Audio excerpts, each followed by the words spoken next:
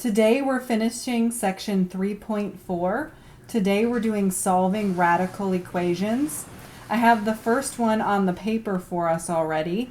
The square root of 4 minus x equals 2. When you start these problems out, the first thing you want to do is get the radical by itself on one side. So I'm going to add x to both sides and do that first.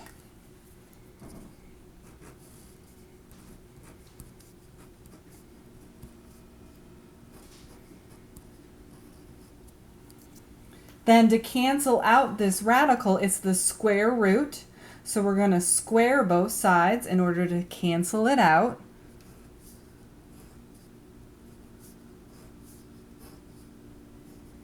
So that cancels our square root. So we'll have 4 minus x equals. And remember, when you are squaring an expression like this, that means you're multiplying it times itself. So I'm going to write it out that way. We did talk about a shortcut, so feel free to use the shortcut if you want to. I'll just multiply it out in this video. So go ahead and do that. We've got x squared plus 2x plus 2x plus 4. And just like my last video, you're going to be left with either a linear equation or a quadratic equation. Solve them how we've been solving them all semester. This one we've got a quadratic equation, so I'm going to add my like terms together and then get one side equal to 0.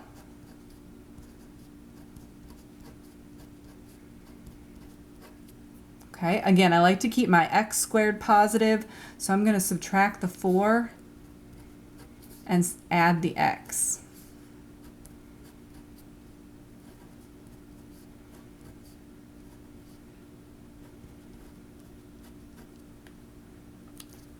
Okay, can we take something out of both of the terms? Yeah, we can take an x out. So here we get 0 equals x times x plus 5. So we've got our factors. We can set both factors equal to 0 and solve.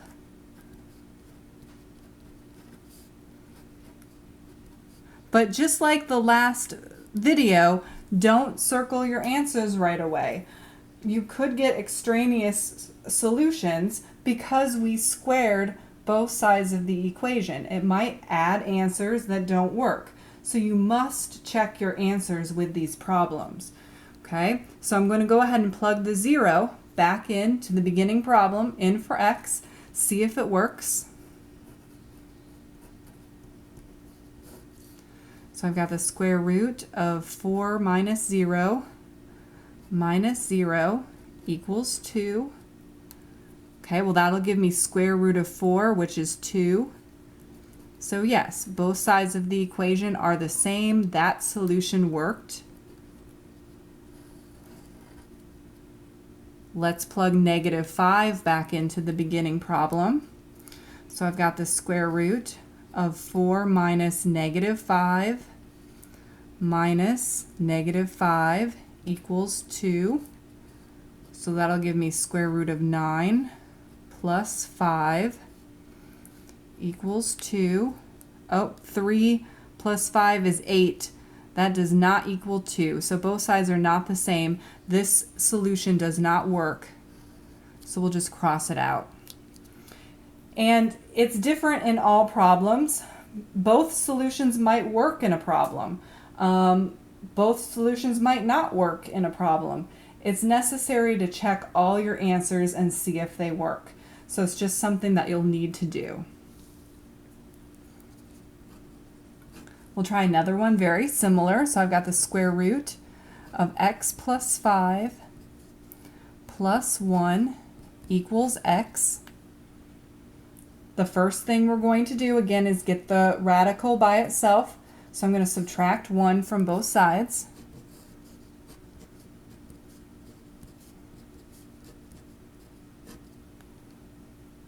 And we'll square both sides to get rid of the radical. Particularly, it was the square root. That's why we're squaring it. So we've got x plus 5 equals x minus 1 times x minus 1. Multiply it out.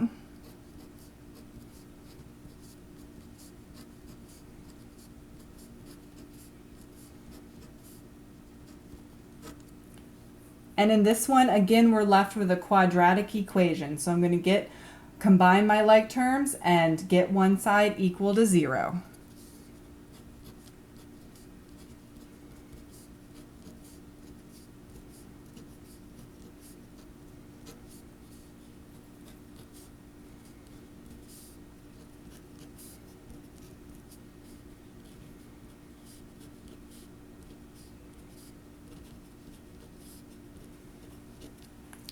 Okay. Again, check to see if something can come out of all of the terms. Nothing factors out in this one, so we need to just see if we can factor it another way. There's just a 1 in front, so we know the sum is our middle term. The last number is our product. So is there two numbers that multiply and give me -4? When I add them, I get -3.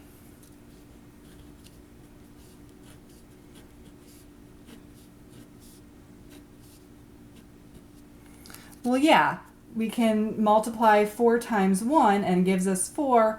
One of them does have to be negative. The middle term is negative.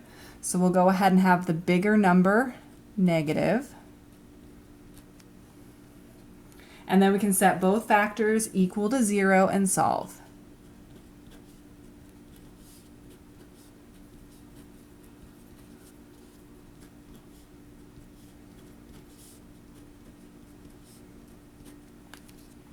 Okay, again, before you circle your answers, you do need to check them, plug them back into your original problem, and see if they work.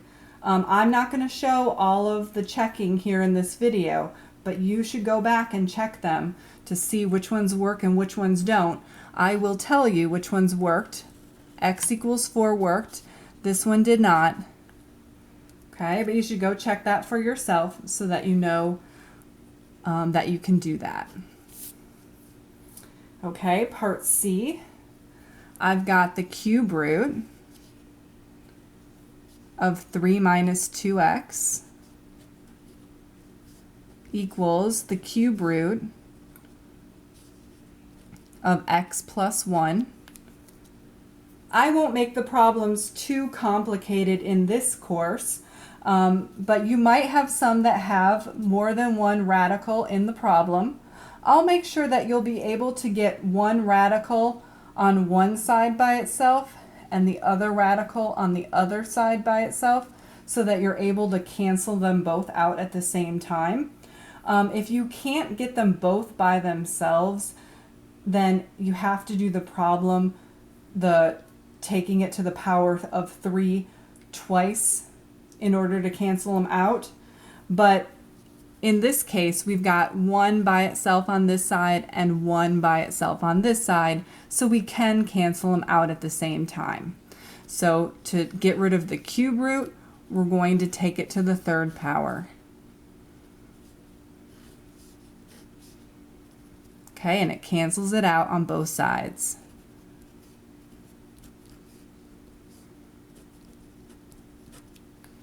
This one's a linear equation, so we'll go ahead and get the x's on the same side.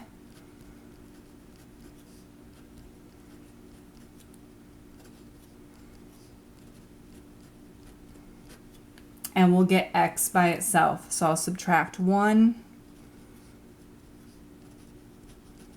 and divide by 3.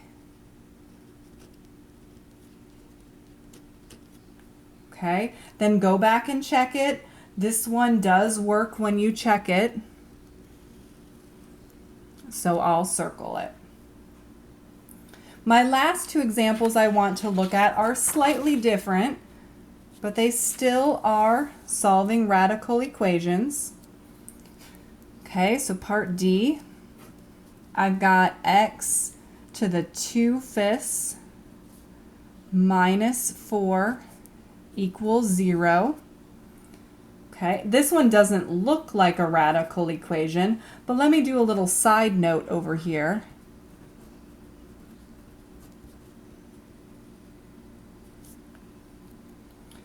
X to the 2/5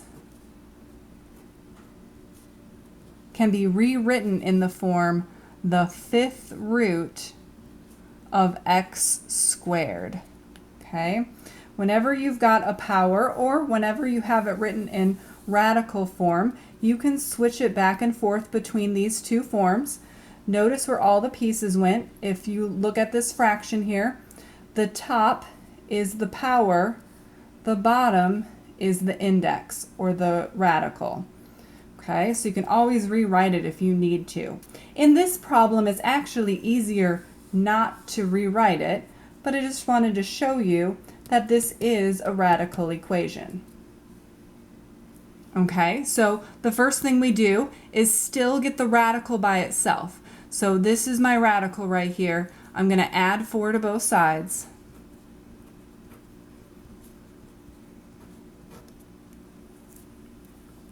And then to cancel this out, we just need to flip it. So we're going to take both sides to the power of 5 over 2. And that'll cancel these out. Okay? The one thing you need to be careful with is look at the denominator of what you took it to the power to. We took it to the power of 5 halves. The denominator is 2. That's like taking the square root of both sides. What do you have to remember when you take the square root of both sides? To put a plus or minus sign. Okay, so be careful in these problems. If you're taking it to a power where the denominator is even, just remember to put your plus or minus sign. If the denominator is odd, don't have to worry about it. Okay, and then we'll just finish it. So we get x equals, you can just plug this into your calculator.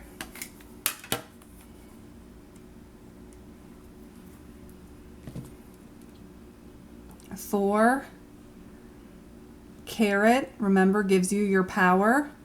And then since it's a fraction, I'm going to make sure to put in parentheses 5 divided by 2. Okay, so we get plus or minus 32.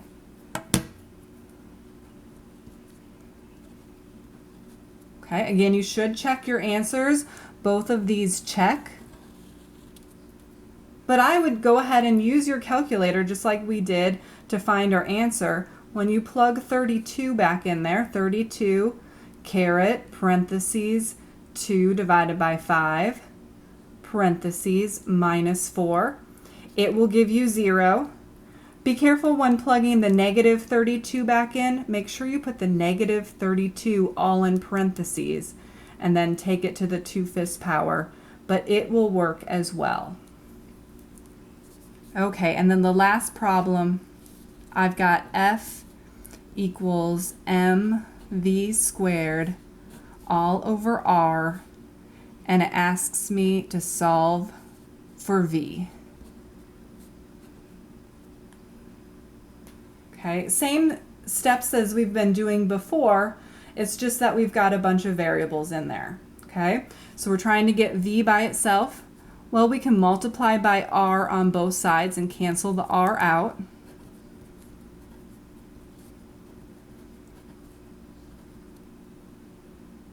And then we can divide by m.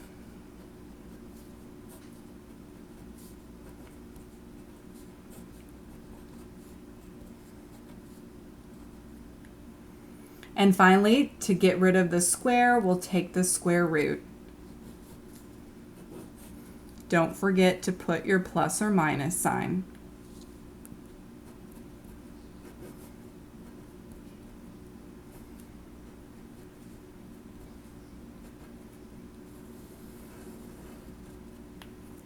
And now you should be able to complete the homework.